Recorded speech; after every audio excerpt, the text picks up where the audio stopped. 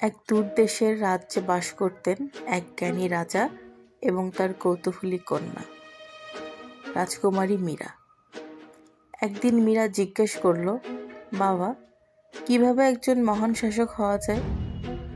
রাজা হেসে একটি পানি ভর্তি গ্লাস এগিয়ে দিয়ে বললেন, এই গ্লাসটি নিয়ে প্রাসাদের চারপাশে হাঁটো, কিন্তু এক ফোঁটাও পানি ফেলবে না।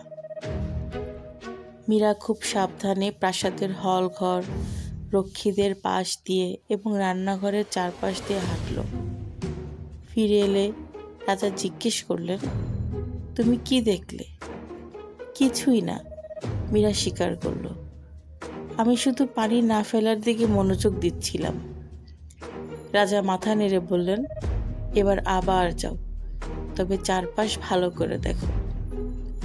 এবার মীরা নকশা করা পর্দা, চাকর চাকরানীদের হাসি এবং বাগানের সৌন্দর্য দেখল। ফিরে এলে রাজা দেখলেন কিছু পানি পড়ে গেছে। তিনি মৃদু হেসে বললেন, শাসক হতে হলে দায়িত্ব ও সচেতনতার মধ্যে ভারসাম্য রাখতে হবে। পানির মতো তোমার দায়িত্ব গুরুত্বপূর্ণ, তবে মানুষ ও আশেপাশের সৌন্দর্যকে ভুলে যেও না।